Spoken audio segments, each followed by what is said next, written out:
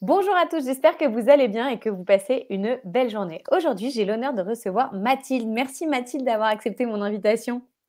Merci Audrey de m'y avoir invitée déjà et bonjour à tous. Alors, est-ce que tu pourrais te présenter rapidement? Vous le savez, c'est bon, ça fait une vingtaine de jours que ça commence. On va retrouver la description détaillée sous la vidéo.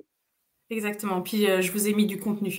Euh, donc moi je m'appelle Mathilde Eden, je suis business coach spirituel, j'accompagne les femmes entrepreneurs spirituelles à développer leur activité, leur entreprise afin qu'elles soient épanouies et qu'elles aient un métier au service de leur vie.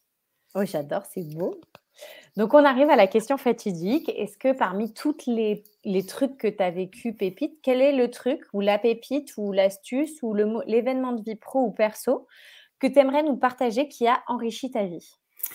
Eh bien, j'ai envie de prendre la leçon que j'ai vécue en 2021 parce que c'est une leçon sur un fil rouge qui est juste extraordinaire, je trouve, et qui enrichit ma vie chaque jour un peu plus. C'est sur le thème de Mmh. la foi. Et autant dire que des actes de foi, j'ai dû en faire cette année.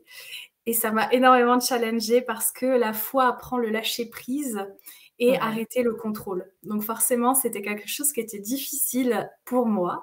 J'étais une contrôle freak. Euh...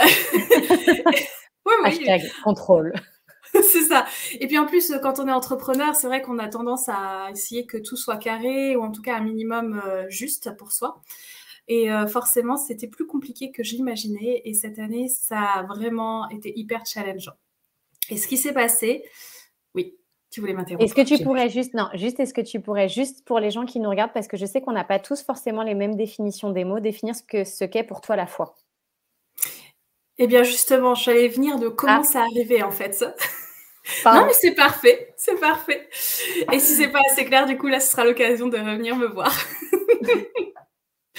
Donc, en mai dernier, j'ai, je crois, une dizaine de jours de retard.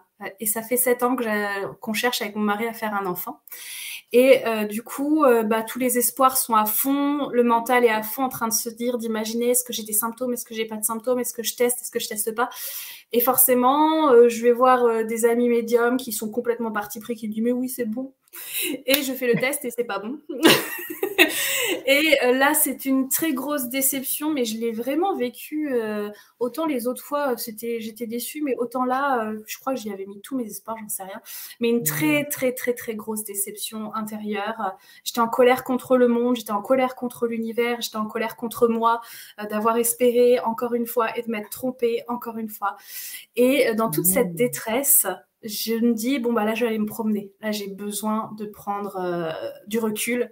Je vais aller me promener et je vais me promener dans la nature. Et là, on me croit pas. J'avais besoin de me sentir, comment dire, soutenue ou en tout cas maternée. Et j'avais l'impression que mon grand-père paternel, qui est décédé quand j'avais 13 ans, était à mes côtés. Et j'imaginais une discussion avec lui. Et cette discussion se passe donc où je lui dis que je suis pas contente, hein, clairement. Je lui déverse toute Pas ma colère. content, pas C'est ça, content. complètement. Et à un moment donné, il me dit, mais en même temps, je lui dis, bah, je croyais que j'étais enceinte. Oui, le problème, il est là, tu crois. Alors là, je crois. C'est quoi le problème entre croire Pourtant, croire, c'est bon, non?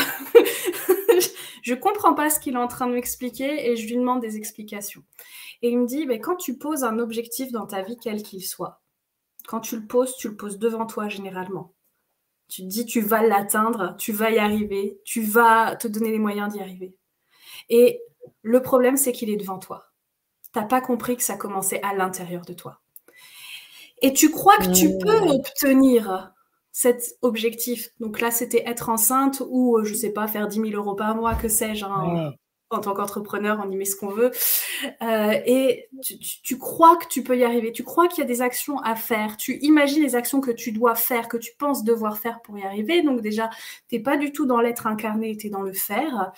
Et forcément, ça coince. Alors que si tu sais que c'est en toi, eh bien, tu as toutes les possibilités. Et puis là, il me montre, il me dit, tourne sur toi-même. Et tu vois, tu as tous les horizons de possibles. Alors que quand tu as un objectif, c'est devant toi. Il n'y a qu'un chemin. Tu n'imagines pas les autres possibilités qui sont possibles. Je dis: «Oui, bon, alors, c'est quoi la différence entre, devant moi, à l'intérieur de moi, qu'est-ce qui change?» «Eh bien, tu sais. Tu ne crois plus, tu sais que c'est là». Mmh. C'est la différence entre, mmh, je crois que je suis puissante et je sais que je suis puissante. Et ça fait toute la différence dans le vocabulaire qu'on utilise. Alors je comprends ça avec, un peu de difficulté, je l'avoue, mais l'univers fait bien les choses et vient me challenger au cours de l'année, bien évidemment, qui continue. Et en août, oui, c'était en août, j'étais en train de continuer d'organiser un événement, oui, pleine crise sanitaire, j'ai la foi, je vous dis les gars, je vais y arriver. Je sais que je Et le ferai. non, non, parce que je l'avais pas encore en fait intégré, en fait. Mais D'accord. je pensais que c'était acquis. Et à un moment donné, j'ai une amie qui me dit, «Le problème Mathilde, c'est que tu es pas prête à lâcher prise». Je dis: «OK, je suis pas prête à lâcher prise».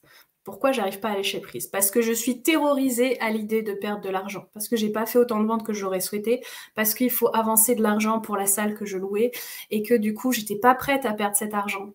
Mais ça veut pas dire que je vais vraiment le perdre, mais j'étais pas prête à accepter toutes les possibilités Mmh.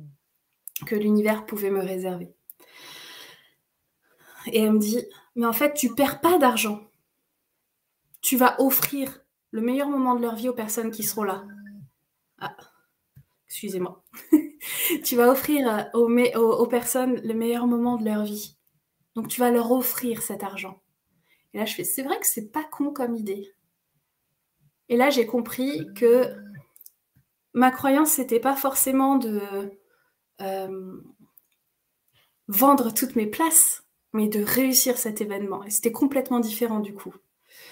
Et Mmh. là, j'étais prête. J'étais prête à ça. J'ai eu la foi à ce moment-là. Et comme par magie, quelques jours après, des solutions se sont trouvées pour que je ne perde pas d'argent. J'ai pas vendu plus de places, mais des solutions se sont trouvées. C'est juste extraordinaire la manière dont c'est passé. Je n'avais aucune idée que je pouvais avoir cette option-là. Parce que le mental, il est noir ou blanc, il n'a pas trouvé la nuance de gris, donc forcément, c'est plus compliqué. Et là, j'étais tellement, waouh, c'est magique. Mais est-ce que c'est ça la foi? L'univers ne m'a pas encore complètement répondu à ce moment-là. Et il a attendu encore quelques mois. Novembre arrive et là, je comprends que dans le mindset qu'on fait avec les entrepreneurs, c'est, on fait un mindset pour avoir le bon état d'esprit, pour, faire tant de ventes, pour, faire ceci, pour faire cela, pour faire, pour faire, pour faire, pour faire. Punaise, mais on t'a dit que c'était de l'être. C'était vraiment ça le truc. On t'a dit que c'était de l'être, que tu commences déjà à croire à l'intérieur de toi que c'est possible en fait, que tu saches que c'est possible. Donc du coup, j'ai complètement changé mon fusil d'épaule et j'ai cherché à atteindre pour moi-même, puis après pour mes clientes, la conviction 100% sûre que tu vas réussir à avoir quelque chose. Et pour ça, en fait, j'ai utilisé une méthode que j'ai appliquée pour une nuit où j'ai l'idée d'aller dehors, regarder les étoiles. Et c'était une nuit, c'était les Perséides, je crois, un truc comme ça, les étoiles filantes, tout ça, tout ça. Puis je vais dehors, je me dis, je vais voir les étoiles filantes. Il n'y a pas d'étoiles filantes. 5 minutes, 10 minutes, 15 minutes, 20 minutes, je me les pèle, les gars. Et là, je commence à nouveau à être en colère contre l'univers. Dis donc, tu m'as donné l'idée d'aller dehors, j'ai même pas le droit de regarder les étoiles filantes et tout. Je croyais. Et là, on m'interrompt. Ouais, tu croyais. Ah putain, c'était pas super. Ok, là, je ferme les yeux. Je me mets à l'intérieur de moi et je dis, ok, comment je fais pour savoir à 100% que je vais voir une étoile filante ce soir? Alors, je sais que j'ai eu l'idée d'aller dehors. Je sais que ce soir, c'est une nuit d'étoiles filantes. Je sais qu'il n'y a pas de coïncidence. Je sais donc que je suis là pour voir une étoile filante. Je sais qu'au bon moment pour moi, je vais voir cette étoile filante. Mais je sais juste pas comment, à quel moment, ni quoi que ce soit, parce que j'ai pas de contrôle là-dessus. J'ouvre les yeux. Une étoile filante. Je me dis, waouh, c'est génial, trop bien, j'ai compris le truc. Je vais me coucher et je me dis, tiens, ce soir, je vais demander à me souvenir de mes rêves. Je m'en souviens que très, très rarement.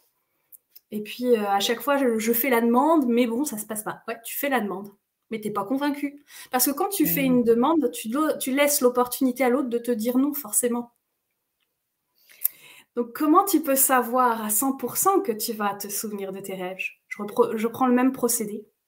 Et là, je me suis souvenue de mes rêves le lendemain matin. C'est génial ce que tu partages parce que du coup, ça t'explique comment le fait, en fait, d'avoir la foi, ça nous permet dans la façon dont tu en parles, qui est je sais et pas je crois, qui est très importante. Et du coup, grâce à toi, je viens de comprendre ce que partagent énormément de coachs. Ensuite, je disais, mais qu'est-ce qu'elle me dit? Mais je ne comprends pas. Mais c'est quoi la différence? Du coup, là, grâce à toi, je viens de le comprendre. C'est qu'en fait, au lieu de le placer devant, comme tu dis, ou finalement à l'extérieur de nous, moi, je vais formuler autrement avec mes mots à moi, ça se passe à l'intérieur. Ça se passe dedans. Et c'est ça qui est fondamental. C'est une clé juste hyper puissante que tu viens de nous partager. Et cette différence entre le je sais, je crois, c'est juste génial. Je sais. Exactement. Eh bien, écoute, Mathilde, merci beaucoup pour cette pépite qui, je l'espère, va servir à beaucoup de monde. On se retrouve demain avec une nouvelle personne. Et je vous embrasse très fort et je vous dis à bientôt. Des bisous. Au revoir.